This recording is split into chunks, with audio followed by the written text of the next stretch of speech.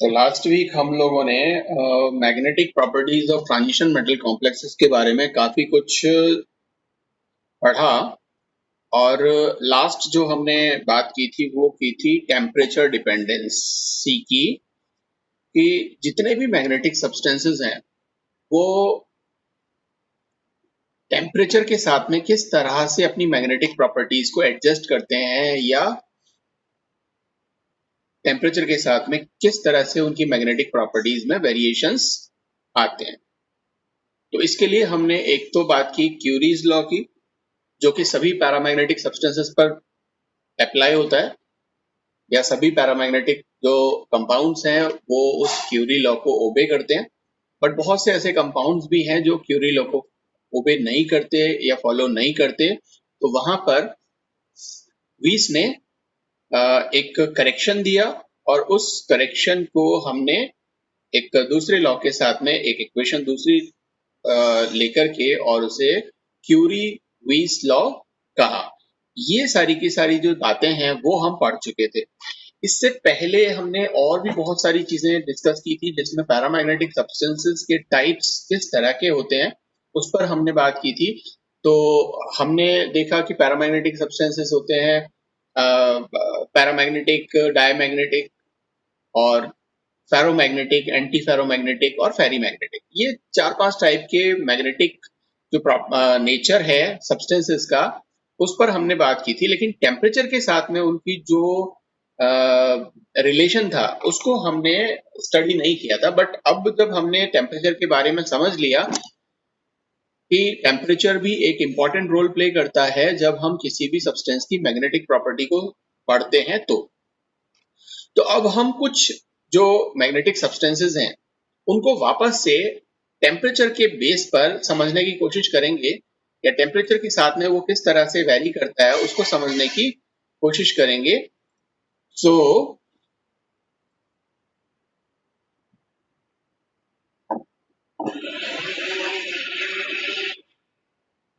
क्या आप लोग देख पा रहे हो? Yes sir. ओके। तो हमारी बात यह थी कि हमने कुछ सब्सटेंसेस पढ़े, जिसमें हम जो लास्ट में हम जो पढ़ रहे थे वो था फेरोमैग्नेटिज्म।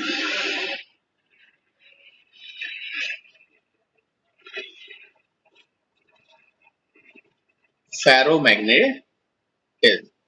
तो अगर इसको हम टेम्परेचर के साथ में देखें कि किस तरह से टेम्परेचर के साथ में इसकी जो मैग्नेटिक प्रॉपर्टीज हैं, जिसको हम मैग्नेटिक ससेप्टेबिलिटी से लेते हैं, और एक ग्राफ के थ्रू अगर हम इसको यहाँ समझाएं तो इस तरह का एक ग्राफ हमें मिलता है कि ये आपका टेम्परेचर जो कि आप केल्विन में ले रहे हैं, और ये हमारे पास में है मैग्नेटिक ससेप्टेबिलिटी जिसको आपने काई में लिया। तो अगर हम यहाँ मैं अगर पैरामैग्नेटिक सब्सटेंसेस की बात करूं तो मैंने परसों भी आप लोगों से कहा था कि जब भी हम किसी पैरामैग्नेटिक सब्सटेंस के काई और टेम्परेचर का एक ग्राफ प्लॉट करते हैं तो हमें इस तरह का पैराबोला जो कर्व है या पैराबोलिक कर्व जो है वो हमें मिलता है। ये पैराबोलिक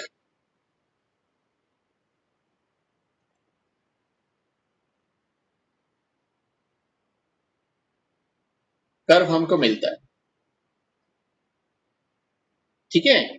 लेकिन अगर हम यहाँ फेरोमैग्नेटिज्म की बात करें या फेरोमैग्नेटिक सब्सटेंसेस की बात करें तो क्या होगा? आपको पता है फेरोमैग्नेटिक सब्सटेंसेस क्या होते हैं? कोई बता सकता है?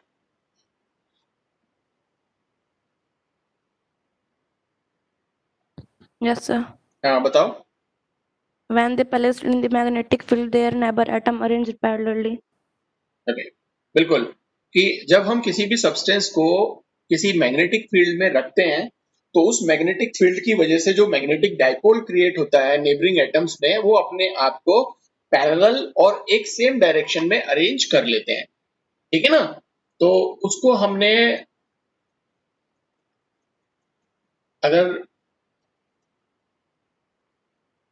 इस तरह से ये मैग्नेटिक डाइपोल को हम शो करें तो इस तरह से पैरेलल अरेंजमेंट हो जाएगी, और एक ही डायरेक्शन में अरेंजमेंट हो जाती है। तो इस तरह के जो सब्सटेंसेस हैं वो फेरोमैग्नेटिक सब्सटेंसेस कहलाते हैं। और अगर मैं यहाँ ग्राफ की बात करूं तो ग्राफ अगर टेम्परेचर के साथ में मैग्नेटिक ससेप्टिबिलिटी का यहाँ ड्रॉ करते हैं तो हमें इस तरह का एक ग्राफ मिलता है जिसको हमने कल भी पढ़ा था, बट मैं आपको दोबारा से यहाँ बताने की कोशिश करता हूँ कि किस तरह का ग्राफ हमें यहाँ देखने को मिलता है।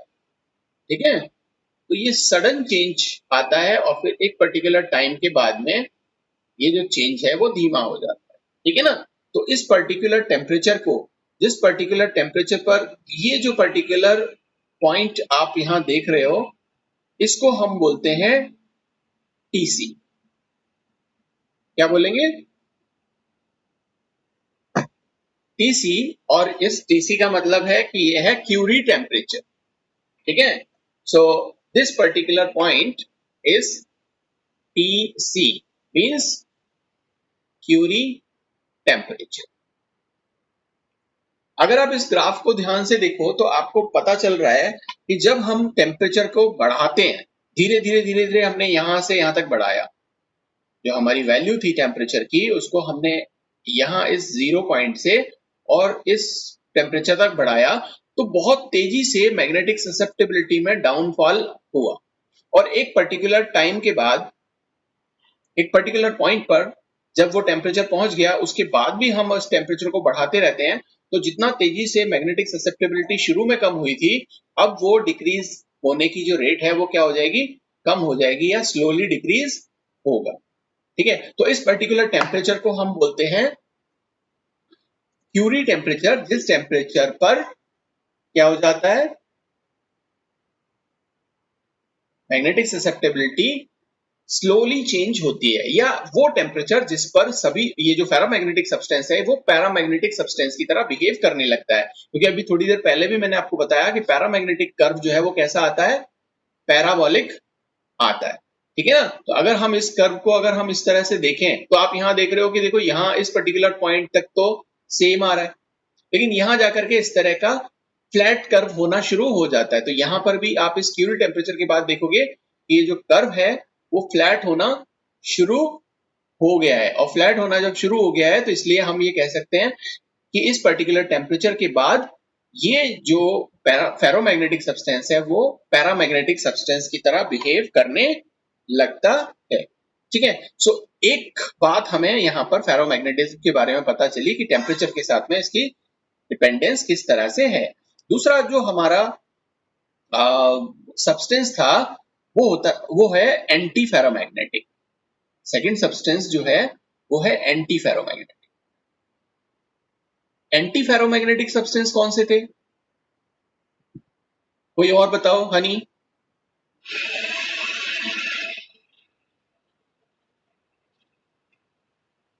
सर जो पैरेलल नहीं होते। क्या नहीं होते पैरेलल?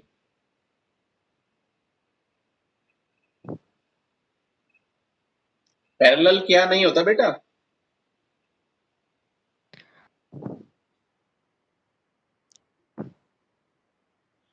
ये जो मैंने यहाँ पर ये जो शो किए हैं पैरेलल और एक ही डायरेक्शन में, ये क्या चीज है?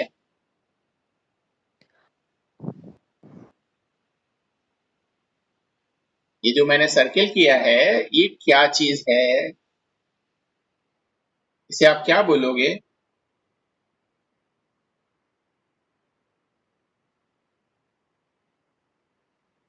श्वेता, तुम बता सकती हो?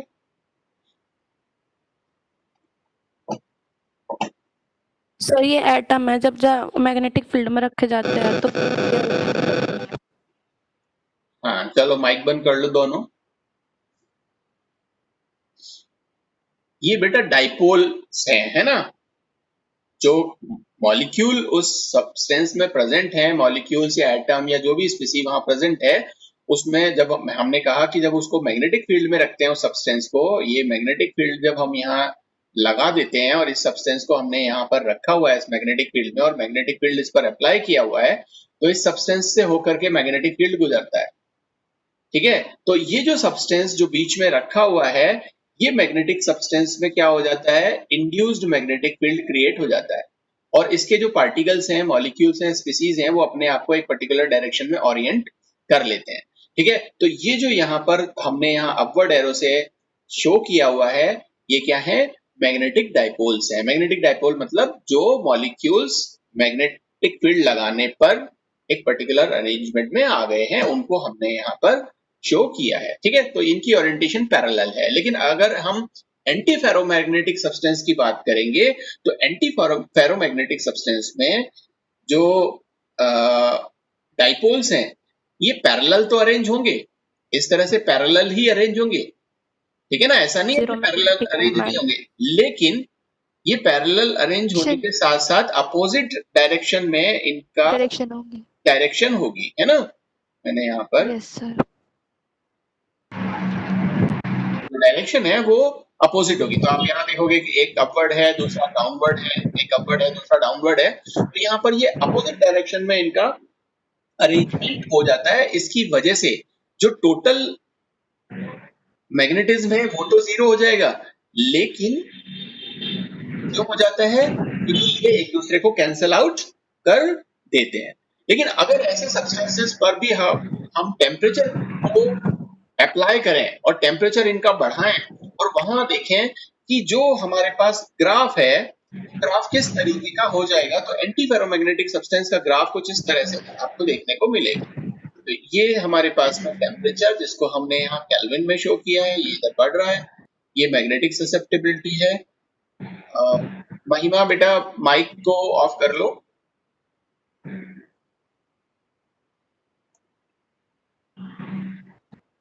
महिमा, हाँ, वेरी गुड। सो यहाँ पर टेम्परेचर और मैग्नेटिक ससेप्टिबिलिटी में अगर हम यहाँ ग्राफ ड्रॉ करें तो कुछ इस तरह का ग्राफ हमें देखने को मिलता है कि जैसे जैसे हम टेम्परेचर बढ़ाते जाते हैं वैसे वैसे मैग्नेटिक ससेप्टिबिलिटी भी क्या होती जाती है? बढ़ती जाती है। ठीक है ना। अब मैग्नेटिक ससेप्टिबिलिटी क्यों बढ़ रही है? वो इसलिए बढ़ रही है क्योंकि जब हमने टेम्परेचर नहीं कुछ चेंज किया था या सेम टेम्परेचर था, उस समय ये अपने आप को जो भी ओरिएंटेशन में रख रहे थे, टेम्परेचर बढ़ने पर धीरे धीरे वो क्या करेंगे, अपने आप को एक स्पेशल डायरेक्शन के अंदर डिस्टर्ब, जो इनकी ओरिएंटेशन है वो डिस्टर्ब हो जाएगी। लेकिन उसके बावजूद भी जो इनकी जो एनर्जी है, जो स्पिन पेयर एनर्जी है, वो कम ही रहेगी, जिसकी वजह से ये अपने आप को पेयर करके और यहाँ मैग्नेटिक ससेप्टिबिलिटी को इंक्रीज करते जाएंगे। लेकिन एक पर्टिकुलर टेम्परेचर ऐसा आएगा जिसके बाद में इनकी जो मैग्नेटिक स्पिन मैग्नेटिक जो वैल्यू है वो धीरे धीरे क्या होती जाएगी, वापस से कम हो जाएगी। तो ये वापस से ये जो ग्राफ है या इसकी मैग्नेटिक ससेप्टिबिलिटी जो है वो वापस से धीरे धीरे कम होने लगेगी। तो वो टेम्परेचर जिस पर्टिकुलर टेम्परेचर पर हमने देखा कि इस मैग्नेटिक ससेप्टिबिलिटी की वैल्यू मैक्सिमम है, उस पर्टिकुलर टेम्परेचर को हम बोलते हैं नील्स टेम्परेचर। उसको हम बोलते हैं नील्स टेम्परेचर। यहां पर जो टेम्परेचर हम देख रहे थे कि जहां पर मैग्नेटिक ससेप्टिबिलिटी में एब्रप्टली जो शार्प चेंज था वो स्लोली धीरे धीरे होने लगता है, उस पर्टिकुलर टेम्परेचर को हमने यहाँ पर नाम दिया था क्यूरी टेम्परेचर। और यहाँ इस टेम्परेचर को हमने दिया है नाम नील्स टेम्परेचर, जिसको हम इस Tn से रिप्रेजेंट करते हैं। ठीक है, तो आप यहाँ बता सकते हो कि नील्स टेम्परेचर के कम अगर टेम्परेचर रहता है तो शार्प इंक्रीज मैग्नेटिक ससेप्टिबिलिटी में होता है। लेकिन अगर हम इस नील्स टेम्परेचर से ज्यादा इस टेम्परेचर को बढ़ा दें तो हमें एक शार्प डिक्रीज मैग्नेटिक ससेप्टिबिलिटी में देखने को मिलता है। और ये आप यहाँ देख भी पा रहे हो कि इस Tn से जब इसने वापस से यहाँ डिक्रीज होना शुरू हुआ तो अपने पैराबोलिक कर्व को फॉलो करना शुरू कर दिया, जिस तरह का कर्व हमने यहाँ पैरामैग्नेटिक सब्सटेंस का ये बनाया था, जो पैराबोलिक कर्व है। ठीक है, तो इसका मतलब क्या हुआ? इसका मतलब ये हुआ कि इस नील्स टेम्परेचर पर एंटी फेरोमैग्नेटिक जो सब्सटेंस हैं वो पैरामैग्नेटिक बिहेवियर करने लगते हैं। ठीक है, तो अगर हम फेरोमैग्नेटिक की बात करते हैं तो क्यूरी टेम्परेचर के बाद में फेरोमैग्नेटिक सब्सटेंस पैरामैग्नेटिक सब्सटेंस की तरह बिहेव करने लगते हैं। और अगर हम एंटी फेरोमैग्नेटिक सब्सटेंस की बात करें तो नील्स टेम्परेचर के बाद में जो एंटी फेरोमैग्नेटिक सब्सटेंस है वो पैरामैग्नेटिक सब्सटेंस की तरह बिहेव करने लगते हैं। तो आई थिंक आप लोगों को फेरोमैग्नेटिज्म और एंटी फेरोमैग्नेटिज्म समझ में आया होगा। जो क्यूरीज टेम्परेचर और नील्स टेम्परेचर मैंने यहाँ पर आप लोगों को बताया है वो आप लोगों को समझ में आया होगा। ठीक है, तो अगर हम एंटी फेरोमैग्नेटिक सब्सटेंस के कुछ एग्जांपल्स को अगर हम देखें तो बहुत सारे एग्जांपल्स हमें देखने को मिलते हैं, जिसमें जो मेटल ऑक्साइड्स हैं जैसे कि MnO या NO2 या FeO या NiO, ये सारे मेटल के ऑक्साइड्स हैं जो एंटी फेरोमैग्नेटिज्म सब्सटेंस होते हैं। फेरोमैग्नेटिक सब्सटेंसेस में अगर हम कुछ एग्जांपल्स को देखें तो ये आपको जैसे मालूम है, हमने पहले भी डिस्कस किया हुआ है कि जैसे आयरन है, निकल है, कोबाल्ट है या क्रोमियम के जो ऑक्साइड्स हैं, ये क्रोमियम के ऑक्साइड्स हैं, ये सभी फेरोमैग्नेटिज्म शो करते हैं। और ये जो सब्सटेंसेस हमने यहाँ शो किए हैं ये क्या शो करते हैं? एंटी फेरोमैग्नेटिक जो प्रॉपर्टीज हैं उनको शो करते हैं। ठीक है, ओके।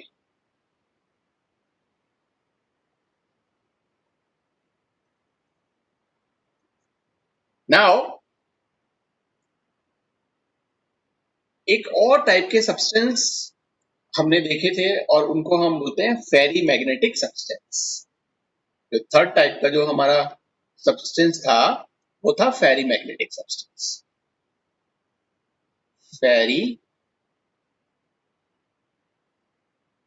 मैग्नेटिज्म। अब ये फेरी मैग्नेटिज्म क्या था? ये फेरी मैग्नेटिज्म वो था कि वही सेम कि अगर हम इस सब्सटेंस को इस मैग्नेटिक फील्ड के अंदर अगर यहाँ पर रखें और मैग्नेटिक फील्ड इस पर अप्लाई करें तो जो मैग्नेटिक डायपोल्स हैं वो एंटी पैरेलल अरेंजमेंट आ जाती है उनकी। जैसे कि यहाँ पे मैं अगर इनको शो करूं तो इस तरह की एंटी पैरेलल अरेंजमेंट ये शो करते हैं।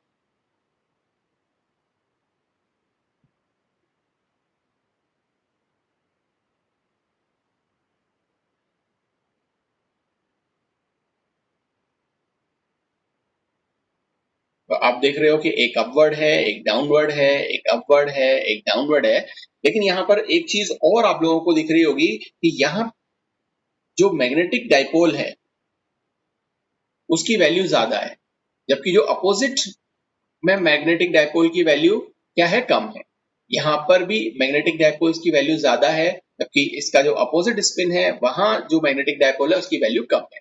तो जो नेट मैग्नेटिक मूवमेंट आएगा वो क्या आएगा? वो जीरो नहीं आएगा, क्योंकि पूरा का पूरा ये कैंसिल आउट नहीं हो पाता, क्योंकि इसकी मैग्नेटिज्म की जो वैल्यू है वो ज्यादा है, इनकी कम है, इसकी ज्यादा है और इनकी कम है। ठीक है, तो इस वजह से हमारे को एक net magnetic movement in substances का मिलता है, जिनको हम फेरी मैग्नेटिक सब्सटेंस बोलते हैं। ठीक है, तो आप लोगों को सभी तरह के सब्सटेंसेस समझ में आ गए। अब अगर मैं यहाँ आप लोगों के साथ में अगर ये जो तीनों टाइप के जो हमारे सब्सटेंस थे इनको अगर हम एक ही ग्राफ से कंपेयर करें और ये देखें कि किस तरह से टेम्परेचर और मैग्नेटिक ससेप्टेबिलिटी का रिलेशन बनता है, तो कुछ इस तरह से बनेगा जो हम इस ग्राफ के थ्रू यहाँ समझेंगे। ठीक है, सो सबसे पहला हम एक आप लोग बताना मुझे कि ये किस सब्सटेंस के लिए हमारे पास में ग्राफ आया है। एक ग्राफ हमारे पास में इस तरीके का आएगा,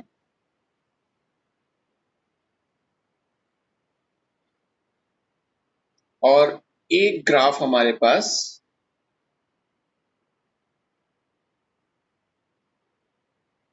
इस तरह का आएगा।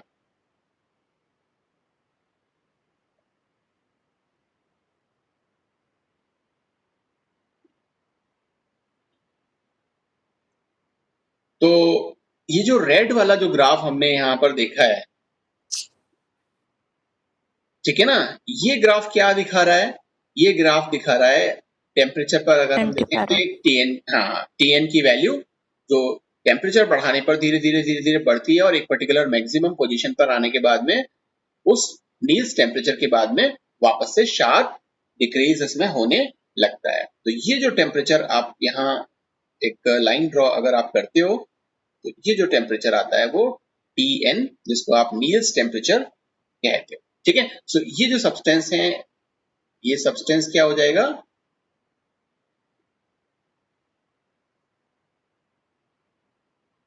Anti ferromagnetic. Anti ferromagnetic. इसी तरह से ये जो ब्लू लाइन वाला जो कर्व आप लोग देख रहे हो, ये ब्लू लाइन वाला कर्व क्या दिखा रहा है, ये पैरामैग्नेटिक नेचर दिखा रहा है। पैरामैग्नेटिक क्यों दिखा रहा है, क्योंकि ये जो कर्व है वो कैसा है, पैराबोला कर्व। ठीक है ना। और अगर हम यहाँ इस वाले कर्व की बात करें, तो यहाँ पर आप देख रहे हो कि इस पर्टिकुलर पॉइंट पर, ये जो हम यहाँ ड्रॉ कर रहे हैं लाइन को, इस पर्टिकुलर पॉइंट पर जो वैल्यू है मैग्नेटिक ससेप्टिबिलिटी की, वो वैल्यू क्या होने लगती है, पैराबोलिक नेचर के अकॉर्डिंग आने लगती है। तो इसका मतलब ये पैरामैग्नेटिक सब्सटेंस में कन्वर्ट हो जाता है इस पर्टिकुलर टेम्परेचर पर, इस टेम्परेचर को हमने क्या नाम दिया था, क्यूरीज टेम्परेचर नाम दिया था। तो आप यहाँ पे बता सकते हो कि ये जो टेम्परेचर था वो क्यूरीज टेम्परेचर, ये क्यूरीज टेम्परेचर। ठीक है, और ये जो कर्व है ये आया है आपका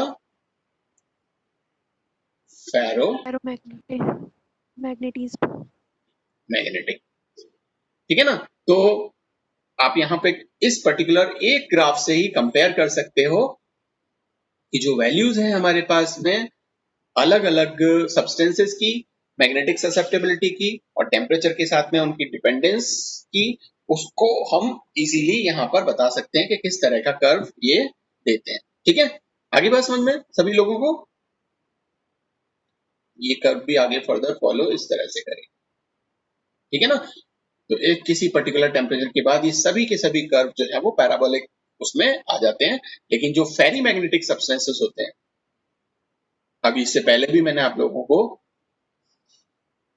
अभी बताया था ना, फेरी मैग्नेटिक सब्सटेंस जहां पर कुछ ना कुछ मैग्नेटिक मूवमेंट निकल करके आता है। कुछ डाइपोल्स ऐसे होते हैं जिनका मैग्नेटिक मूवमेंट ज्यादा होगा, कुछ का जो अपोजिट स्पिन में होंगे उनका मैग्नेटिक मूवमेंट कम होगा। तो ये जो फेरी मैग्नेटिक सब्सटेंस हैं,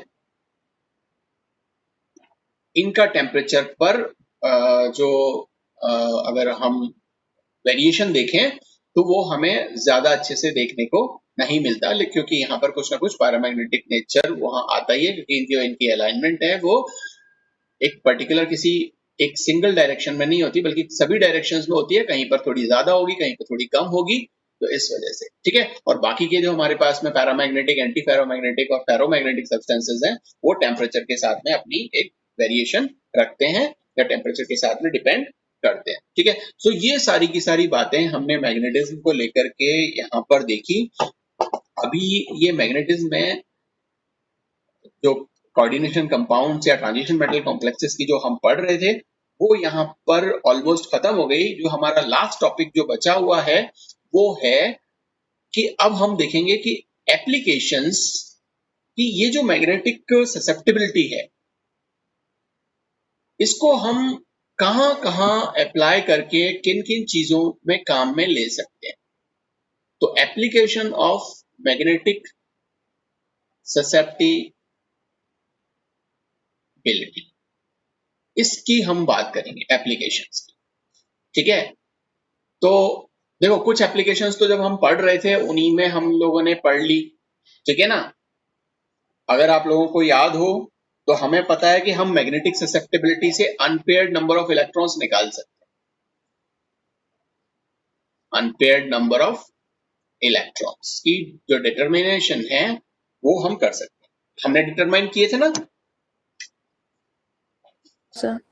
हाँ, तो एक तो आप इसकी एप्लीकेशन बता सकते हो कि हम मैग्नेटिक ससेप्टिबिलिटी से अनपेयर्ड इलेक्ट्रॉन्स का नंबर पता कर सकते हैं। अब देखो, अगर आपके पास में अनपेयर्ड इलेक्ट्रॉन्स का नंबर है तो आप और क्या पता लगा सकते हो, आप वो जो सब्सटेंस हमारे पास में प्रेजेंट है उस वो कंपाउंड, कॉम्प्लेक्स कंपाउंड किस तरीके का है, इस बात का भी हम पता लगा सकते हैं। किस तरीके का है, मतलब वो इनर ऑर्बिटल कॉम्प्लेक्स है या आउटर ऑर्बिटल कॉम्प्लेक्स है, पैरामैग्नेटिक है या डायमैग्नेटिक है, तो देखो जब अगर उसके पास में अनपेयर्ड इलेक्ट्रॉन्स अगर हुए तो वो कैसा हो जाएगा, पैरामैग्नेटिक। और अगर उसके पास में अनपेयर्ड इलेक्ट्रॉन्स नहीं हुए तो वो कैसा हो जाएगा, डायमैग्नेटिक। लेकिन कई बार आप ये भी देखोगे कि कुछ सब्सटेंसेस, मान लीजिए कि उसकी कोऑर्डिनेशन नंबर 4 आई, ठीक है, और कोऑर्डिनेशन नंबर 4 आने के बाद में और हम देख रहे हैं कि उसकी दो तरह की स्ट्रक्चर हो सकती है। एक स्ट्रक्चर तो हो सकती है उसकी टेट्राहेड्रल, दूसरी स्ट्रक्चर उसकी हो सकती है स्क्वायर प्लेनर। दोनों के ही कोऑर्डिनेशन नंबर 4 होते हैं, तो ये टेट्राहेड्रल बनाएगा या वो स्क्वायर प्लेनर बनाएगा, तो इस बात का पता हम कैसे कर सकते हैं, उसके अनपेयर्ड नंबर ऑफ इलेक्ट्रॉन्स से हम कर सकते हैं। क्योंकि अगर हमारे पास में अनपेयर्ड नंबर ऑफ इलेक्ट्रॉन्स अगर हुए तो हम ये पता लगा सकते हैं कि उसने किस तरह की हाइब्रिडाइजेशन की हुई होगी। जैसे मान लो कि मैं यहाँ पर एक सब्सटेंस बनाता हूं जिसका नाम है टेट्रासाइनो निकलेट, ठीक है, टेट्रासाइनो निकलेट। अच्छा, एक और दूसरा हमारे पास में कंपाउंड है, वो है टेट्राक्लोरोनिकलेट। और अगर ये मान लीजिए कि 4 उसमें है तो ये हमारे पास में ये 0 हो जाएगा, ठीक है। तो अगर आप मुझे बताओ, सेंट्रल मेटल एटम तो एक ही है, लिगेंड चेंज हो गया, यहाँ पर एक जगह साइनो ग्रुप है और लिगेंड है और दूसरी जगह क्लोरो ग्रुप है, ठीक है ना। तो मेटल तो वही रहा, लेकिन अब ये यहाँ पर ये भी हमें दिख रहा है कि लिगेंड भी 4 है, मतलब कोऑर्डिनेशन नंबर 4 है। लेकिन अब इन दोनों में से कौन तो स्क्वायर प्लेनर है और कौन टेट्राहेड्रल है, इस बात का कैसे पता लगाएंगे, इस बात का पता लगाएंगे इसके अनपेयर्ड नंबर ऑफ इलेक्ट्रॉन्स से। क्योंकि अगर आप इस सब्सटेंस को देखो तो ये सब्सटेंस जो टेट्रासाइनोनिकल है, ये है डायामैग्नेटिक। अगर इसकी मैग्नेटिक प्रॉपर्टीज को स्टडी करेंगे तो ये आएगा डायमैग्नेटिक। और देखो डायमैग्नेटिक होते ही आपको पता चल जाएगा कि यहाँ पर अनपेयर्ड इलेक्ट्रॉन्स कितने होंगे, 0 अनपेयर्ड इलेक्ट्रॉन्स। और अब जब हमने इस टेट्राक्लोरोनिकल को स्टडी किया मैग्नेटिक प्रॉपर्टीज को, तो ये आया पैरामैग्नेटिक। तो पैरामैग्नेटिक होने की वजह से हम यहाँ कह देंगे कि यहाँ पर अनपेयर्ड इलेक्ट्रॉन्स प्रेजेंट हैं, यहाँ पर एब्सेंट हैं। तो अगर आपके पास में अनपेयर्ड नंबर ऑफ इलेक्ट्रॉन्स हैं तो आप बता सकते हो कि वो किस नेचर का है। तो मैं बात कर रहा था यहाँ पे टेट्राहेड्रल और स्क्वायर प्लेनर की, ठीक है। तो अगर हम ये डायमैग्नेटिक नेचर का हमने ये कंपाउंड लिया तो हम कैसे कह सकते हैं कि ये स्क्वायर प्लेनर है या टेट्राहेड्रल है, तो इसकी हाइब्रिडाइजेशन है, ठीक है ना। तो आप यहाँ पर कैसे ड्रॉ करोगे, आप यहाँ पर ड्रॉ करके देखो जरा, आप मुझे बताओ। हम यहाँ पर ड्रॉ करने की कोशिश करते हैं इस सब्सटेंस की, निकल। कितना परमाणु क्रमांक या एटॉमिक नंबर होता है, 28। 28 है ना। अगर कॉन्फ़िगरेशन की बात करें तो 1s2, 2s2, 2p6, 3s2, 3p6, 3d, 4s2 और 8, यही है, हो गया 18 और 28, 10 और 10 और 8, 28। तो 28 जो इलेक्ट्रॉन्स हैं वो इसके पास में हो गए। अब यहाँ पर निकल का हमने क्या कहा, ये इसके डी ऑर्बिटल्स में देखें कि क्या स्थिति चल रही है, और जो 4p है वो 0 रखता है। तो ये है हमारे पास में 3d8, ये है 4s2 और ये है 4p। अब आप मुझे बताओ, साइनो ग्रुप जो है वो स्ट्रॉन्ग लिगेंड है या वीक लिगेंड,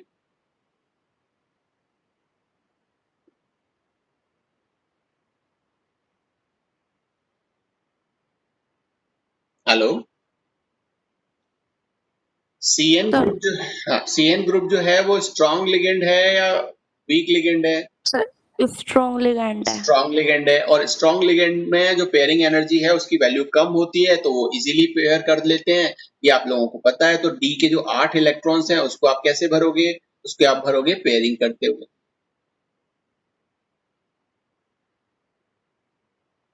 अब ये पेयरिंग करते हुए आपने इलेक्ट्रॉन भर दिए। अब इसमें कौन कौन से ऑर्बिटल्स काम आए हाइब्रिडाइजेशन में, डी 4 और लिगेंड यहाँ पर आ रहे हैं, तो 4 आ रहे हैं, तो 4 ऑर्बिटल्स हमारे काम आ जाएंगे, जिसमें एक आएगा डी, एक आएगा एस और 2 आएंगे। तो डी एस पी स्क्वायर या sorry D S P 2 hybridisation इसकी हो जाएगी। और डी एस पी 2 हाइब्रिडाइजेशन किस तरह के कंपाउंड्स की होती है, स्क्वायर प्लानर। स्क्वायर में। तो इसका मतलब क्या हुआ, इसका मतलब ये हुआ कि जो टेट्रासाइनो निकल वो कैसा है, स्क्वायर प्लानर। ओके, इसी तरह से आप क्लोरो की निकाल लो। अब क्लोरो जो होता है वो वीक लिगेंड होता है, तो वीक लिगेंड होता है तो आप यहाँ पर 8 इलेक्ट्रॉनों को कैसे फिल करोगे। अब 8 इलेक्ट्रॉनों को आप यहाँ पे फिल करके देखो कि साहब ये 8 इलेक्ट्रॉन्स इस तरह से फिल हो जाएंगे। ये 8 इलेक्ट्रॉन हो गए। अब यहाँ पर आप देखोगे कि 2 अनपेयर्ड इलेक्ट्रॉन्स इसके पास में प्रेजेंट है, ठीक है ना, एक ये वाला और एक ये वाला। अब 2 अनपेयर्ड इलेक्ट्रॉन होने की वजह से इसका जो नेचर आएगा वो पैरामैग्नेटिक आ रहा था, मैंने यहाँ पर आपको बताया था कि ये पैरामैग्नेटिक, ठीक है। और अगर इसकी हाइब्रिडाइजेशन की बात करें तो देखो हाइब्रिडाइजेशन में, अब हाइब्रिडाइजेशन हमेशा कौन करता है, जो एम्प्टी ऑर्बिटल्स होते हैं। जब भी हम कोऑर्डिनेशन केमिस्ट्री पढ़ रहे हैं, और कोऑर्डिनेशन केमिस्ट्री में वैलेंस बॉन्ड थ्योरी ये बोलती है कि वेकेंट ऑर्बिटल्स, चाहे वो एस हो, पी हो, डी हो, एफ हो, वेकेंट ऑर्बिटल्स हाइब्रिडाइज करते हैं। तो वेकेंट ऑर्बिटल में कौन है, 4 ऑर्बिटल, ये एक एस का हो गया और 3 पी के हो गए। तो sp3 हाइब्रिडाइजेशन ये कर लेगा, और sp3 हाइब्रिडाइजेशन का जो ज्योमेट्री है वो कैसी होती है, टेट्राहेड्रल। आ गया समझ में।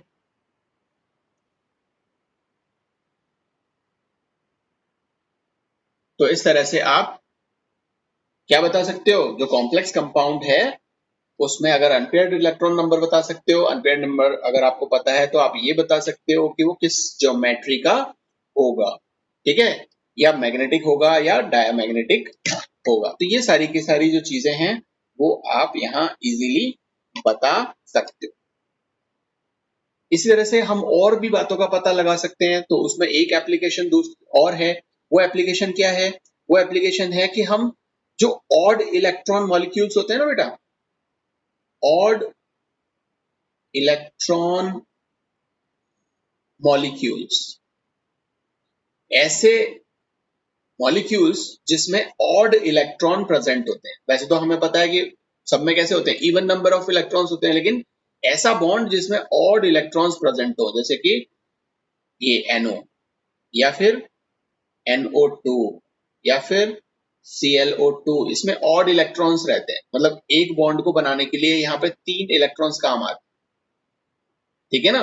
तो ऐसे सब्सटेंसेस को समझाने के लिए हम मैग्नेटिक ससेप्टेबिलिटी का यूज करते हैं, ठीक है ना। क्योंकि ये ऑड इलेक्ट्रॉन अगर हुआ, मान लीजिए कि 5 इलेक्ट्रॉन यहाँ पर हमें दिखाई दे रहे हैं, अगर मैंने यहाँ पर बनाए तो हमें 5 इलेक्ट्रॉन दिखाई दे रहे हैं कि शुरू के जो हैं वो 3, जैसे अगर हम यहाँ पर ऐसे लिखें, ये ऑक्सीजन और यहाँ ये 3 इलेक्ट्रॉन्स और ये 5 इलेक्ट्रॉन जो यहाँ पर हैं, तो आप देखोगे कि 4 इलेक्ट्रॉन्स तो क्या हो जाएंगे, पेयर हो जाएंगे, 4 इलेक्ट्रॉन, और 1 इलेक्ट्रॉन फिर भी रहेगा। तो ये जो इलेक्ट्रॉन रहा है ये अनपेयर्ड इलेक्ट्रॉन है, और ये अनपेयर्ड इलेक्ट्रॉन होने की वजह से कैसा नेचर हो जाएगा, इसका पैरामैग्नेटिक नेचर हो जाएगा। तो मैग्नेटिक ससेप्टेबिलिटी इसकी जो आएगी वो क्या आएगी, वो उतनी आएगी जो वन अनपेयर्ड इलेक्ट्रॉन होने की वजह से होती है।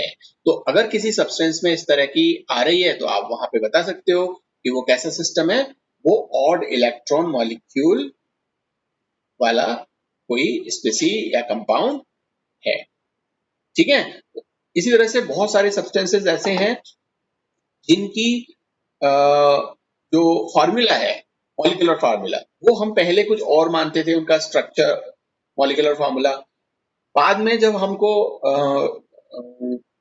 मैग्नेटिक ससेप्टेबिलिटी से हमने कुछ स्टडी करना शुरू किया तो वहां पर हमने देखा कि कुछ स्ट्रक्चर्स हमने गलत पहले से प्रिडिक्ट किए हुए थे, उनके फॉर्मूला जो है वो गलत दिए हुए थे। जैसे कि अगर हम बात करें मर्क्यूरस क्लोराइड की, मर्क्यूरस क्लोराइड, अब पहले हम ऐसा मानते थे कि मर्क्यूरस क्लोराइड की जो फॉर्मूला है वो होता है HgCl, लेकिन ऐसा होता नहीं है, ये गलत है। ये गलत क्यों है?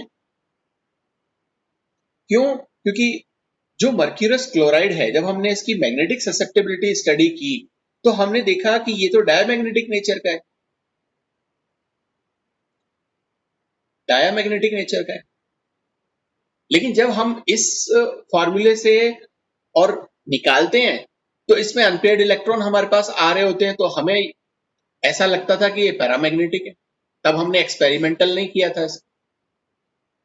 तो ये पैरामैग्नेटिक ना होकर के डायमैग्नेटिक होता है, और डायमैग्नेटिक होता है इसलिए इसका स्ट्रक्चर HgCl ना होकर के हमने जो सजेशन दिया वो ये दिया, इसकी स्ट्रक्चर Hg2Cl2 होगी।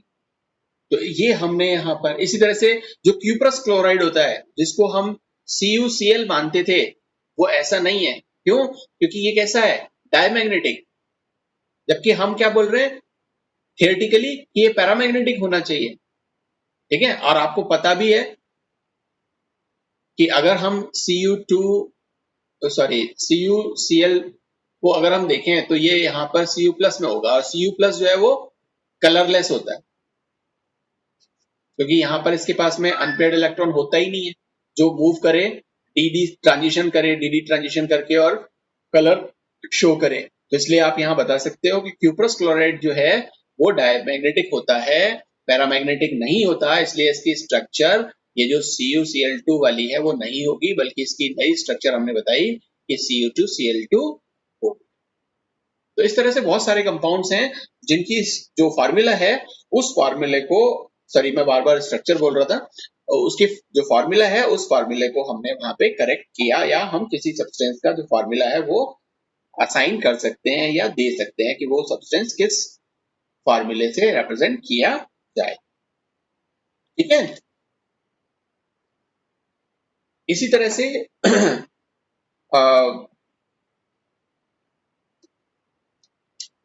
एक और इसकी एप्लीकेशन है, और वो एप्लीकेशन क्या है कि हम किसी भी कंपाउंड की स्ट्रक्चर को कंफर्म कर सकते हैं इस मैग्नेटिक ससेप्टेबिलिटी से। तो स्ट्रक्चर कंफर्मेशन का काम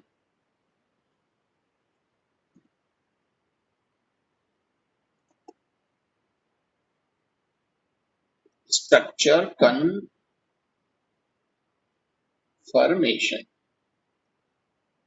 अब ये स्ट्रक्चर कंफर्मेशन जो है वो क्या है कि देखो जो मोलर ससेप्टेबिलिटी है वो एक एडिटिव प्रॉपर्टी है,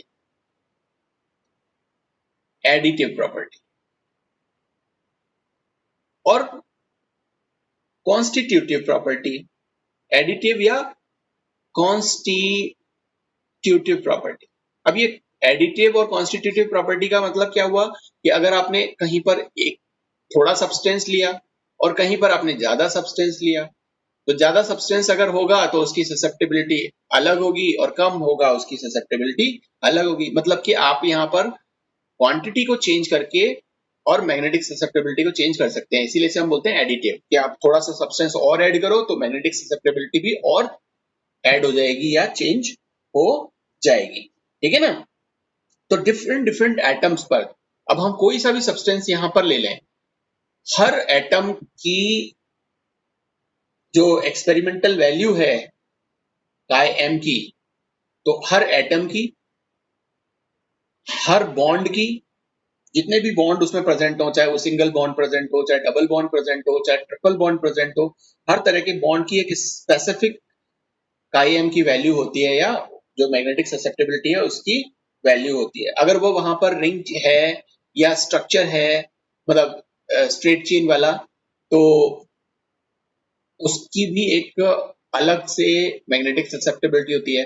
तो अब देखो जब यहाँ पर अलग अलग एटम्स की डिफरेंट ससेप्टेबिलिटी है, बॉन्ड्स की और रिंग्स की, सबकी हमने एक्सपेरिमेंटल वैल्यू निकाल रखी है और बता रखा है कि इन सब की मैग्नेटिक ससेप्टिबिलिटी ये होती है। तो अगर कोई सब्सटेंस अगर मैंने यहाँ पर आपका बना लिया, मान लीजिए कि मैंने आपका ये बना लिया, तो आपको पता होना चाहिए भाई कार्बन जो है उसकी मैग्नेटिक ससेप्टिबिलिटी कितनी है। अगर आपको कार्बन के मैग्नेटिक ससेप्टिबिलिटी पता है तो आप 2 से उस ससेप्टिबिलिटी को मल्टीप्लाई कर दोगे, तो जो कार्बन प्रेजेंट है उसकी वैल्यू आ जाएगी x। यहाँ पर 2 कार्बन प्रेजेंट है ना, C2H6 है। और हाइड्रोजन की ससेप्टिबिलिटी जो होगी उसको हम यहाँ हाइड्रोजन से ले लो जो हमें पता नहीं है, और यहाँ पर 6 इंडिविजुअल पता है तो उसको आप यहाँ से 6 से मल्टीप्लाई कर दो और क्या आ जाएगा, वो y की वैल्यू आ जाएगी। हमें पता है single bond, double bond, triple bond सबकी ससेप्टिबिलिटी होती है, ठीक है। तो यहाँ पर आप देख लो कितने बॉन्ड्स हैं, तो देखो यहाँ पर 8 बॉन्ड है टोटल कुल मिलाकर, सॉरी 7 है या नहीं, 6 तो ये है ही CH बॉन्ड, और एक बॉन्ड जो है वो कार्बन कार्बन के बीच में। तो बस यहाँ पर 7 बॉन्ड्स के साथ में वो वैल्यू, तो अब फिर इन सब सारी वैल्यूज को ऐड कर दो, तो इस पूरे कंपाउंड की जो C6H6 जो कंपाउंड था इसकी मैग्नेटिक ससेप्टिबिलिटी आ जाएगी, ठीक है ना। तो हमारे पास में अगर मैग्नेटिक ससेप्टिबिलिटी है तो हम इनको अलग अलग बाइफरकेट करके ये देख सकते हैं कि इसकी स्ट्रक्चर क्या है। यहाँ पर हम डबल बॉन्ड नहीं लगा सकते क्योंकि हमें पता है कि डबल बॉन्ड लगाने से उसकी जो वैल्यू है वो चेंज हो जाएगी, जबकि वो उतनी आ नहीं रही, ठीक है। तो ये सारी के सारे चीजें हैं जिनको हम इस मैग्नेटिक ससेप्टिबिलिटी से पता कर सकते हैं। तो ये बहुत सारी एप्लीकेशन आपने देखी जो यहाँ अलग अलग मैग्नेटिक कंपाउंड्स की जो मैग्नेटिक ससेप्टिबिलिटी है उससे हम कैलकुलेट कर सकते हैं या डिटरमाइन कर सकते हैं।